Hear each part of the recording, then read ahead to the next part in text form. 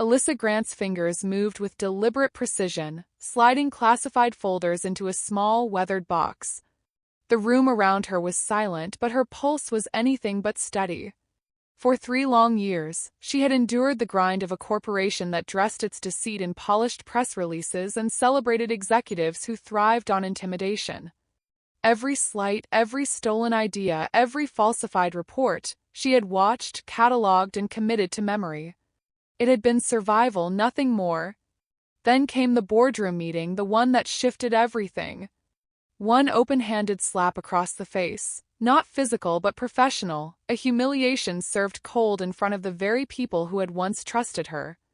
That single moment cracked the surface. Beneath it, a truth waited, sharp and undeniable. Now, as the dim light glinted off a federal badge tucked beneath the folders, she knew the countdown had begun. Somewhere in the pile was the keystone document, the one that would pull the mask from every smiling predator in that tower. A severed employee badge lay beside it, its edges jagged, the company's logo blurred like a forgotten promise. What they had built on lies was about to collapse, and this time she wasn't just walking away. She was taking the whole rotten structure with her. 1 hour after the boardroom incident, the air in the corporate headquarters of Pinnacle Health Insurance felt heavier, as if the walls themselves were holding their breath. Alyssa Morgan, still composed despite the stinging red mark fading on her cheek, sat in her car in the parking garage, her fingers steady as she scrolled through her phone's contacts. The fluorescent lights overhead buzzed faintly, casting sharp shadows across the concrete. Her navy blazer, meticulously chosen for the meeting, lay folded on the passenger seat, a silent witness to the morning's violence. She didn't cry or tremble. Instead, her mind churned with precision, mapping out the next steps like lines of code in the compliance system she'd mastered over her 7 years at the company.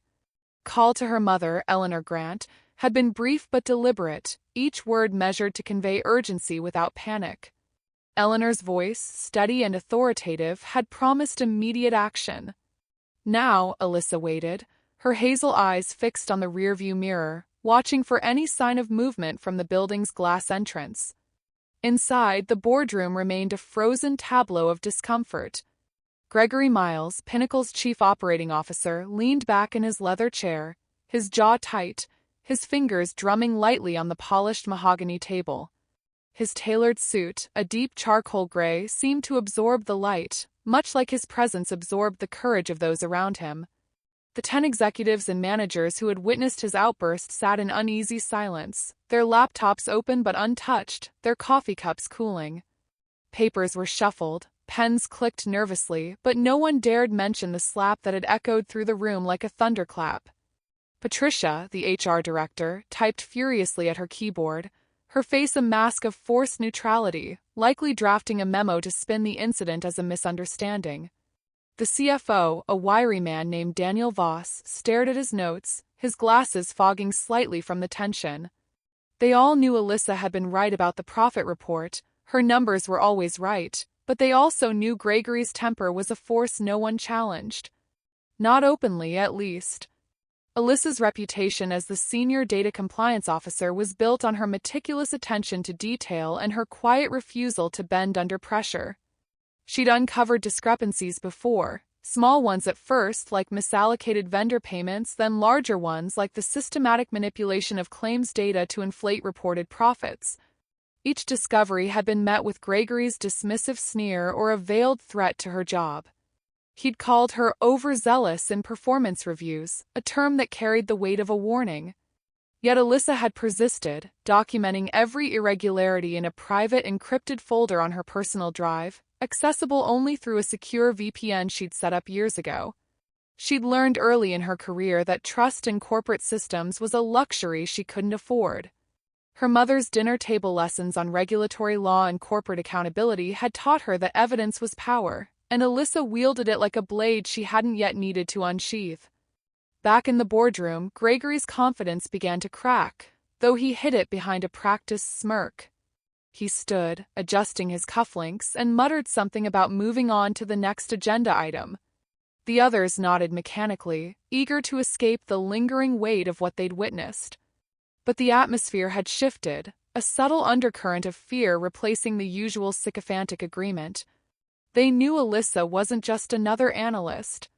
Her mother's name, Alyssa Grant, was whispered in legal circles with a mix of reverence and dread, a federal investigator with a reputation for dismantling corrupt corporate structures with surgical precision. If Alyssa had called her, the consequences would be swift and unforgiving.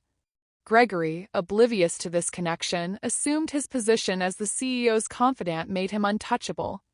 He was wrong. In the parking garage, Alyssa's phone buzzed with a text from her mother. "On my way. Stay safe. Don't engage."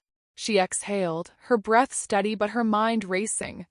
She opened her laptop, connected to her secure VPN, and began reviewing her evidence folder. Screenshots of altered claims data, email chains where Gregory instructed subordinates to adjust figures, and timestamps from audit logs showing unauthorized access to financial records, all meticulously organized, all damning. She didn't need to act rashly. The truth was her weapon, and she'd spent years forging it. The garage was quiet, save for the distant hum of an air vent, but Alyssa felt the storm building. She closed her laptop, slipped it into her bag, and drove out of the garage, her car's headlights cutting through the dimness. She wasn't running. She was preparing. By the time Eleanor arrived, the company would face a reckoning, and Alyssa would ensure every lie Gregory told was exposed, not with anger but with the cold, unyielding weight of facts. 3 hours after the Boardroom incident, Alyssa sat in a quiet corner of a coffee shop 2 blocks from Pinnacle Health Insurance's headquarters, her laptop open and her fingers moving swiftly across the keyboard. The faint aroma of espresso mingled with the tension in her posture, though her face remained calm, her hazel eyes sharp with focus. The mark on her cheek had faded to a dull pink, but the memory of Gregory's slap burned as vividly as ever.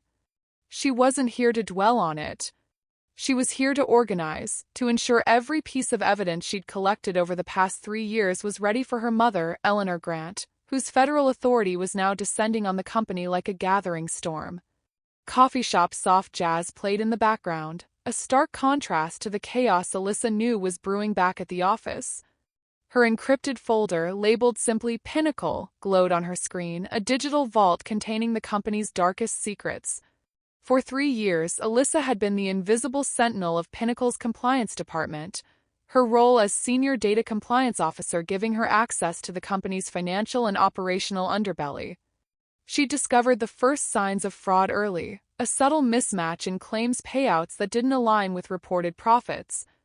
Digging deeper, she uncovered a pattern: internal emails where Gregory Miles, the chief operating officer, instructed mid-level managers to adjust numbers to inflate quarterly earnings. These weren't careless mistakes. They were deliberate, orchestrated to deceive shareholders and regulators. Alyssa had saved every email, every directive, archiving them in her secure folder with timestamps and metadata intact. She'd learned from her mother's career that a single email could topple an empire if it was the right one, and Alyssa had hundreds. Beyond the emails, she'd legally recorded meetings where Gregory's voice, smooth and commanding, issued orders to manipulate data. In one recording, he laughed off a question about audit risks, saying, "No one's looking that closely. Just make it clean." Alyssa had also accessed security camera logs, cross-referencing timestamps to capture moments when Gregory cornered employees in empty hallways, his body language threatening as he leaned too close or raised his voice. One clip showed him looming over a junior analyst, his finger jabbing the air after the employee questioned a suspicious vendor payment. These weren't isolated incidents but part of a culture Gregory cultivated, where fear silenced dissent. Her evidence extended beyond Gregory's fraud. Alyssa had documented stories from colleagues who'd been crushed under his reign. There was Sarah, a female manager who'd been removed from a high-profile project after refusing Gregory's invitation for a private business trip. She'd confided in Alyssa over lunch, her voice trembling as she described how Gregory framed her as uncooperative in a performance review, costing her a promotion. Then there was Javier, a Latino employee in claims processing, whose pay was 20% lower than his white counterparts despite identical qualifications and performance metrics. Alyssa had pulled payroll data, confirming the disparity, and saved Javier's tearful email thanking her for listening when HR dismissed his complaints. These stories, backed by data, painted a picture of systemic discrimination and abuse. Eleanor had called Alyssa an hour earlier, her voice clipped but reassuring over the phone. She'd reviewed a sample of Alyssa's evidence, enough to confirm that Pinnacle was facing more than a workplace violence charge. The emails, recordings, and security logs pointed to insurance fraud, wage discrimination, and a hostile work environment, all federal offenses. Eleanor's team was already preparing subpoenas for company records, and she'd requested Alyssa to finalize her dossier for immediate submission. Alyssa sipped her coffee, the bitterness grounding her as she double-checked her files. She cross-referenced dates, ensured encryption keys were secure, and added a new entry, a detailed account of the boardroom slap, including the names of every witness and their reactions, or lack thereof. Back at Pinnacle, the office was a hive of barely contained panic. Gregory sat in his corner office, his door closed, but the glass walls revealed his agitation as he paced, phone pressed to his ear. He was likely calling the CEO or the company's legal team, spinning a narrative to downplay the incident. The other executives, still reeling from Eleanor's unexpected arrival, exchanged hushed whispers in the break room. Patricia, the HR director, was drafting a memo, her fingers trembling as she typed. The CFO, Daniel, had retreated to his office, poring over the profit report Alyssa had challenged, now realizing her correction exposed a lie he'd helped conceal. None of them knew the full scope of Alyssa's evidence, but they sensed the ground shifting beneath them. Alyssa closed her laptop, her work complete for now. She slipped it into her bag and glanced at her watch. Eleanor would arrive at Pinnacle within the hour, armed with federal authority and Alyssa's dossier. The coffee shop's warmth felt like a brief reprieve, a moment to breathe before the storm broke. Alyssa knew this wasn't just about her anymore.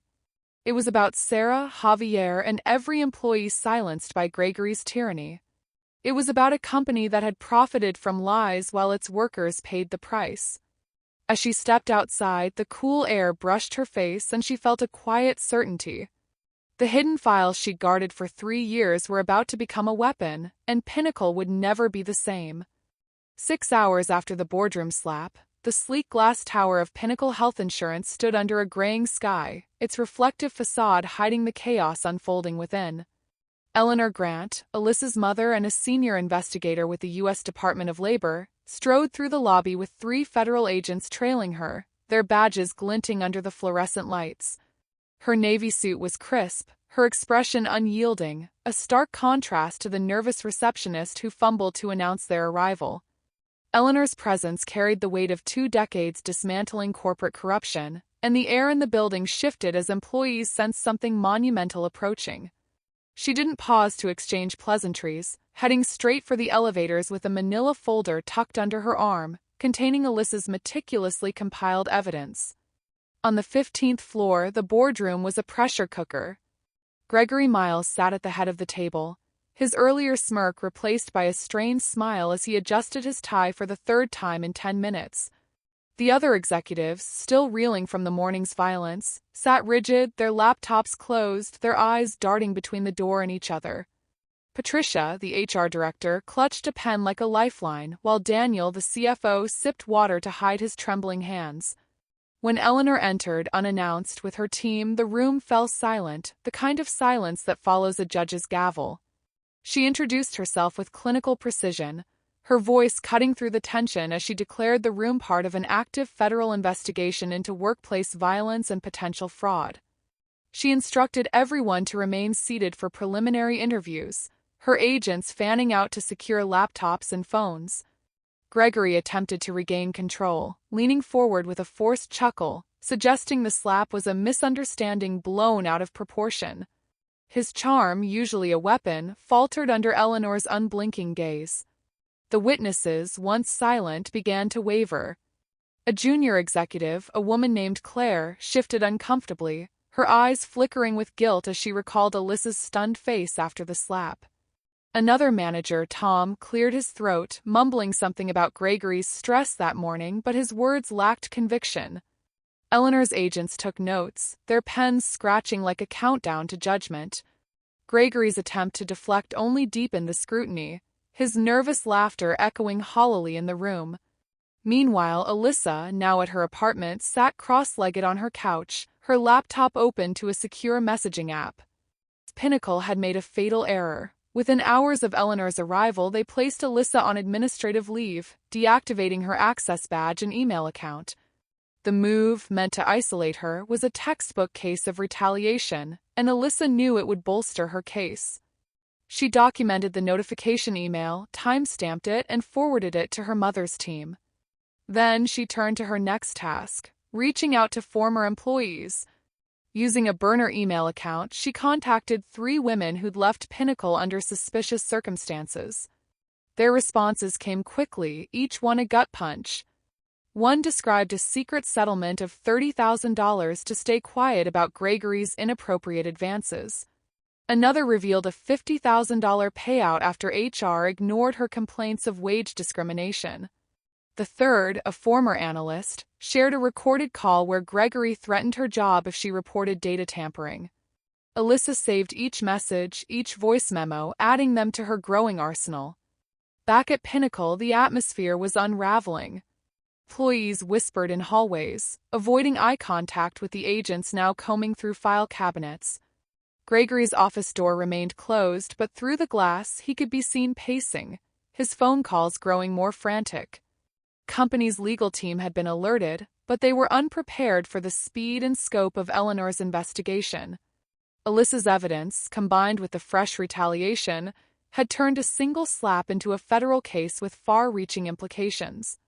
As Alyssa closed her laptop, the city lights flickering outside her window, she felt a quiet resolve. The knock of federal authority had landed, and Pinnacle's house of cards was beginning to collapse. 9 hours after Gregory's slap sent shockwaves through Pinnacle Health Insurance, Alyssa sat in a dimly lit diner across town, her laptop balanced on the edge of a formica table. The faint clatter of dishes and the hum of late-night conversations provided a shield of anonymity as she met with Laura Chen, an investigative journalist known for exposing corporate misconduct. Alyssa's fingers hovered over her keyboard, her encrypted folder open, ready to share carefully curated evidence. Her face, still bearing the faint outline of Gregory's hand, was calm, but her eyes burned with purpose. She'd chosen Laura for her reputation for discretion and her ability to amplify truth without sensationalism. As Alyssa transferred files, emails, recordings, and security log timestamps, Laura's expression shifted from curiosity to grim determination. By midnight, the story was drafted, its headline sharp and unforgiving. Federal investigation launched after CEO assaults employee in Boardroom. Back at Pinnacle's headquarters, the office was a ghost town, the usual bustle replaced by an eerie quiet. Gregory Miles, holed up in his corner office, stared at his phone, the screen glowing with notifications he couldn't bring himself to open. The boardroom, now a crime scene in all but name, sat empty, its polished table reflecting the flickering overhead lights. The remaining executives had scattered, some drafting panicked emails to legal counsel, others avoiding the office altogether. Patricia, the HR director, sat in her cubicle, her face pale as she scrolled through the company's internal Slack channels, where employees were already whispering about the federal agent's presence. The news of Alyssa Grant's investigation had spread like wildfire, and the hashtag boardroom slap was gaining traction on social media, fueled by anonymous posts from current and former employees sharing their own stories of Gregory's tyranny. Alyssa's phone buzzed with a message from a former IT employee named Marcus, who'd been laid off 6 months earlier under dubious budget cut pretenses. He'd seen Laura's article go live at 11 p.m. and reached out with an offer, a backup hard drive containing files from Gregory's personal computer. The drive, Marcus explained, held evidence of Gregory accessing confidential HR data to target female and minority employees for lower raises and stalled promotions.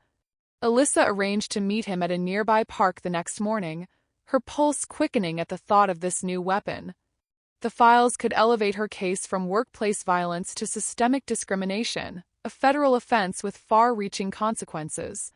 As Alyssa left the diner, another message arrived, this time from a former executive named Helen, who'd been forced out 2 years ago after clashing with Gregory. Attached was an audio file, a recording from a closed-door board meeting where Gregory bragged about eliminating problem employees with HR's complicity. His voice, smug and unapologetic, described how he'd pressured a female manager to resign after she challenged his data manipulation. Helen's email was brief but pointed. He thought no one was listening. I was. Alyssa saved the file, her mind racing as she walked through the city's quiet streets, the neon glow of storefronts casting long shadows. The evidence was mounting: emails, recordings, HR data, and now boardroom confessions, each piece tightening the noose around Gregory and Pinnacle. The office, Gregory's attempts at damage control were unraveling. He'd called an emergency meeting with the legal team, his voice hoarse as he insisted the slap was a momentary lapse. But the hashtag boardroom slap was trending nationally, with posts linking to Laura's article and screenshots of Pinnacle's vague PR statement about ongoing internal reviews. Employees, emboldened by the public outcry, began leaking their own accounts of Gregory's behavior, stories of intimidation, stolen credit, and unfair terminations. Company's stock ticker, displayed on a screen in the lobby, showed a 3% dip, a warning of the financial storm to come. Alyssa, now back in her apartment, watched the social media storm unfold, her phone screen lighting up with notifications. She didn't engage, didn't retweet, didn't comment. She didn't need to. The truth was out, amplified by Laura's article and the growing chorus of voices. Pinnacle's carefully curated facade was cracking, and Alyssa's hidden evidence was about to bring it crashing down. 12 hours after the slap that shattered Pinnacle Health Insurance's fragile veneer, Alyssa Morgan stood outside the federal courthouse, her navy coat buttoned against the autumn chill. The trial had moved swiftly, fueled by the overwhelming evidence she'd compiled over 3 years: emails proving insurance fraud, recordings of Gregory Miles's manipulative directives, security footage capturing his intimidation, and the damning boardroom audio from Helen, the former executive. Inside, the courtroom buzzed with tension as the jury deliberated, their faces unreadable during the week-long proceedings. Alyssa's testimony had been the centerpiece, her voice steady as she recounted the slap, the years of silenced complaints, and the systemic discrimination she'd uncovered. She'd faced Gregory's lawyers, who tried to paint her as a vengeful opportunist, but their character attacks crumbled against the weight of her evidence: screenshots, timestamps, and witness accounts that left no room for doubt. In a last-ditch effort, Pinnacle's legal team had offered Alyssa a settlement, $1.2 million, and a non-disclosure agreement to bury the case. She'd met their offer with a counter-demand, delivered through her lawyer with icy precision: $2.5 million in damages, no NDA, Gregory's immediate termination, and federal oversight of Pinnacle's HR practices for 5 years. Company balked, confident their wealth and influence could sway the jury. They were mistaken. The jury, a mix of working-class parents, retirees, and young professionals, took only 3 hours to reach a unanimous verdict. Gregory was found guilty of assault, retaliation, and orchestrating a discriminatory workplace. Pinnacle was held liable for enabling his behavior, with additional charges for obstructing justice after their attempt to shred documents during Eleanor's investigation. The judge awarded Alyssa $2.7 million, exceeding her demand, and ordered the company to establish a victim compensation fund and submit to federal monitoring. The fallout was immediate and catastrophic. Pinnacle's stock plummeted 15% within hours of the verdict, the ticker on financial news channels flashing red as investors fled. 3 major clients, representing $80 million in annual revenue, severed ties, citing reputational risks. By the next morning, social media was ablaze with hashtag boardroom slap posts, employees and whistleblowers sharing stories of Pinnacle's toxic culture. The company's PR team issued a hollow statement about rebuilding trust, but it was too late. Board members resigned in droves, and within weeks, Pinnacle filed for bankruptcy protection, its glass headquarters a symbol of a hollow empire. Gregory, stripped of his title and facing a separate criminal trial for fraud, vanished from the corporate world, his once imposing presence reduced to a cautionary tale. Alyssa, however, was just beginning. With her settlement funds, she founded the Clear Path Initiative, a nonprofit dedicated to empowering workers facing workplace abuse. Operating from a modest office in the city, she built a team of legal advisors, counselors, and tech experts, including Marcus, the former IT employee who'd provided the critical hard drive. The initiative offered free resources, workshops on documenting harassment, legal clinics for filing complaints, and secure platforms for preserving evidence.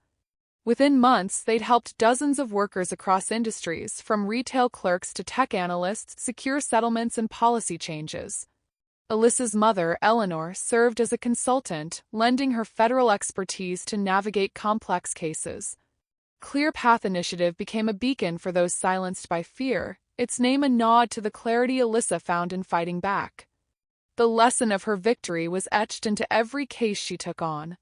Silence, she realized, was the abuser's greatest ally, shielding men like Gregory while isolating their victims. But silence could be broken with evidence, methodically gathered, patiently preserved, and the courage to act when the moment arrived. Alyssa's office walls were lined with thank you letters from clients, a cashier who'd exposed wage theft, a nurse who'd reported sexual harassment, a factory worker who'd challenged unsafe conditions. Each story reinforced her belief that truth, backed by proof, was unstoppable.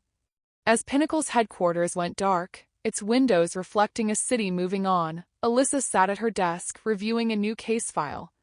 The weight of the slap had faded, replaced by a quiet strength. She hadn't just won a trial. She'd sparked a movement, proving that one voice, armed with patience and evidence, could dismantle even the most entrenched systems of abuse.